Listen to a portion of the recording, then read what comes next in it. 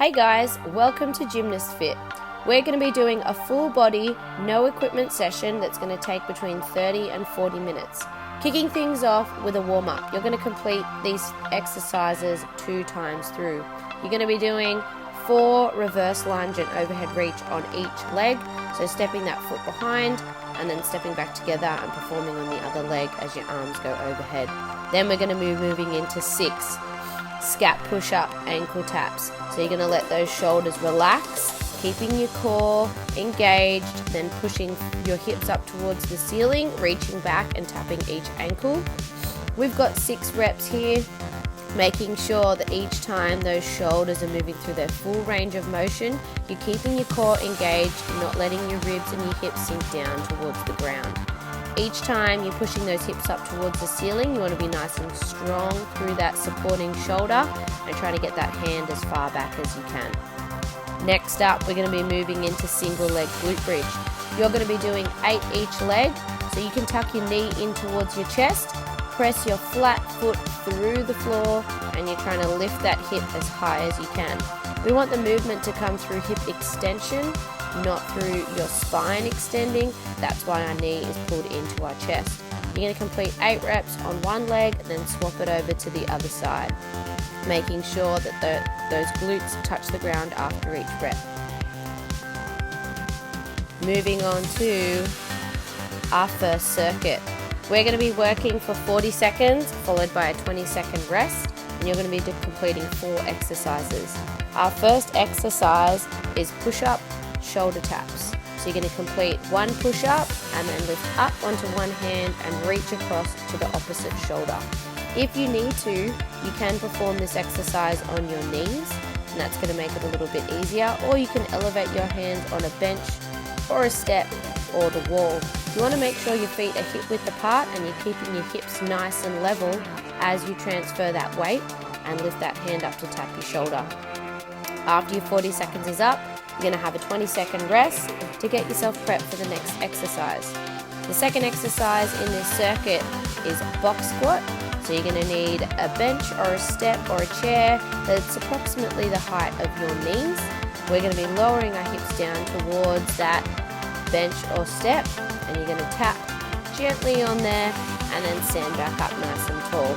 You want to make sure when you do these that you're keeping your knees in line with your toes and you're not letting them cave inwards as those hips go back to tap the box.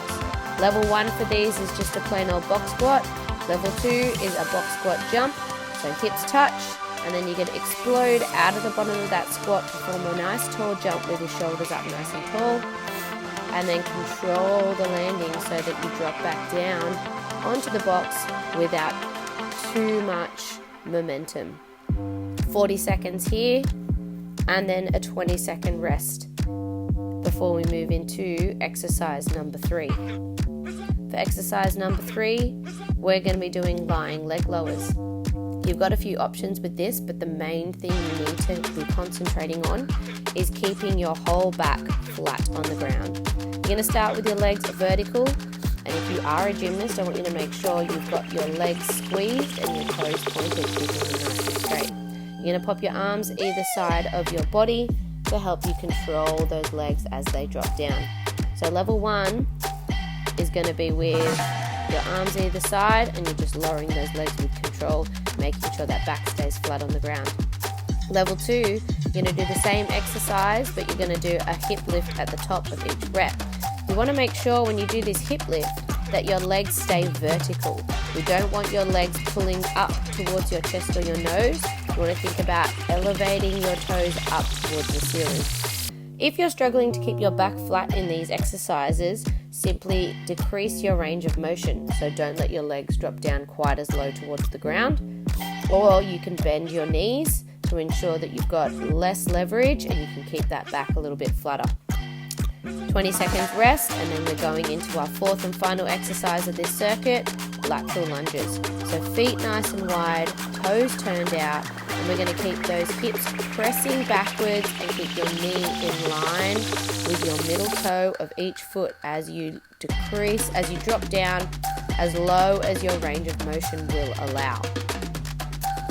So for some of you, you may be able to get your hips as low to the ground as possible. But for others, you may need to decrease that range of motion. Rest on your thigh with your hands and just don't go as low. Might take a little bit of time to get that range of motion lifted, but you need to go to the position that suits you. We're going to be doing 3 more rounds of that circuit. So 40 seconds work, 20 seconds rest. Then we're going to move on to circuit number 2. First exercise in circuit number 2 is elevated inchworms. So you're going to have your feet up on a step or a box or the couch. You're going to start in a front support or a lifted push-up position. You're going to walk those hands in towards the step or the box until you make a vertical straight line from your wrists through to your hips. Once again, we're working all the way through a 40-second period, and after each 40-second period, you're going to have a 20-second rest to get ready for the next exercise. Making sure that you're keeping your legs straight. Each time those hands come in towards the box, you may find that you get a hammy stretch, which isn't a negative thing. 20-second rest, and then we're moving on to our second exercise, which is paused hip thrusts. So you're going to need, once again, most likely a couch or a chair or a bench.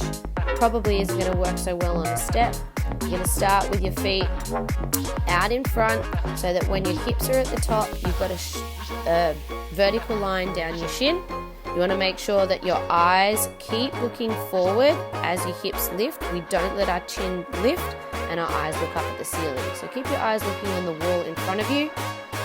Pause for 2 seconds at the top of each rep. Now, sometimes if the box is a little bit taller, like in this video, you can slide, and also if your box or step isn't pressed up against something, it can slide, like you can see in this video. You can pop a weight on it, or you can prop it against a wall or something that's going to bolster it so it's not going to move. That's the best option. Otherwise, you just need to adjust as you go. 40 seconds here, and then a 20-second rest as we get ready for exercise number 3 in our second circuit, which is going to be plank rotations. So for your plank rotations, you're going to start in a plank on your elbows with your feet hip-width apart. You're going to rotate onto one side, so you're in a side plank, and reach your arm up towards the ceiling. So this is level 1. The main thing we're focusing on here is making sure that our whole body turns as one. We're trying not to let our hips rotate and then our shoulders rotate separately.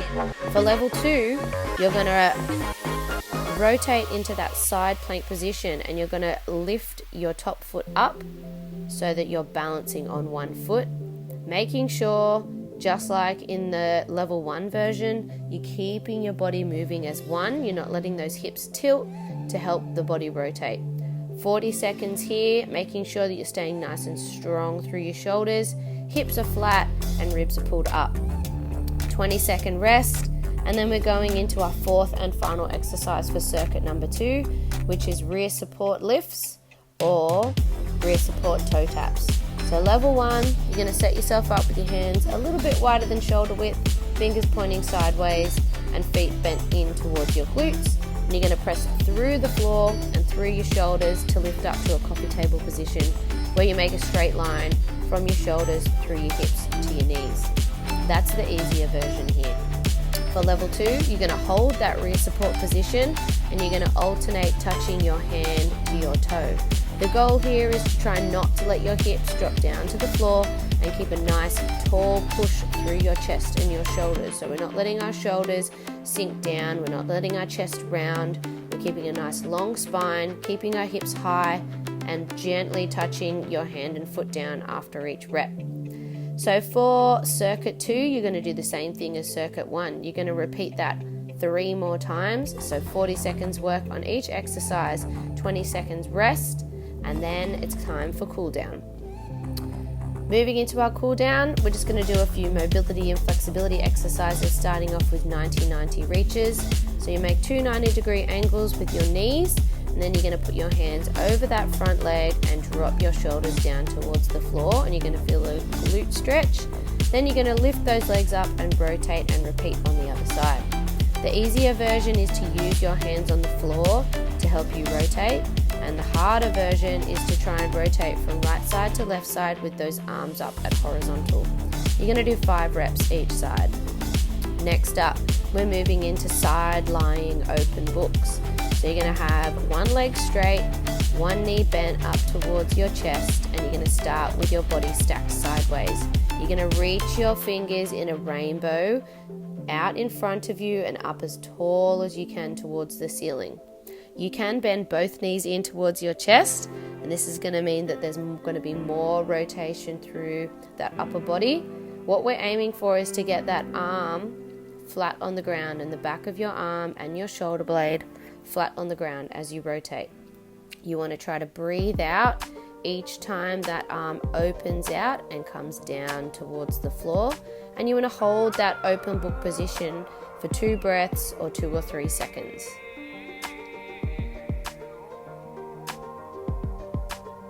Try and relax those shoulders, let that spine rotate, and try and get the back of that arm down towards the ground. Just moved a little bit here so you can see the exercise from a few different angles, so you can make sure that you're doing it to the best of your ability.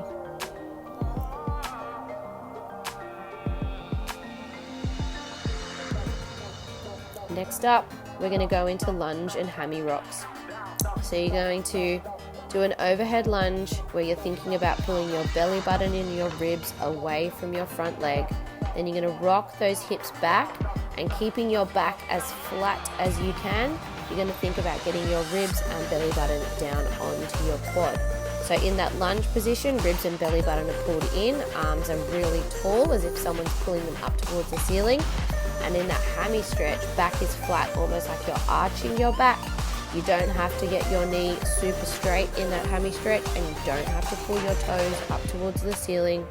You just want to try and keep your hips square and keep that back as flat as you can.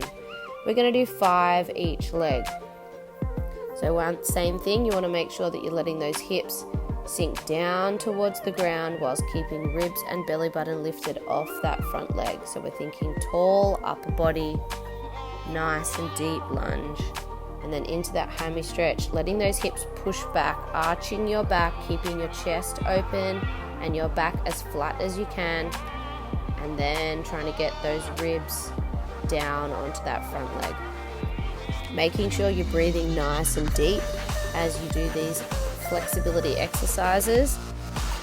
Final movement we're going to do are 5 back raises. So with these, we want to think about pulling your shoulders down and away from the base of your skull before you start the movement. So we pull our shoulders down towards our glutes and then try and rotate that spine up towards the ceiling, 1 vertebrae at a time.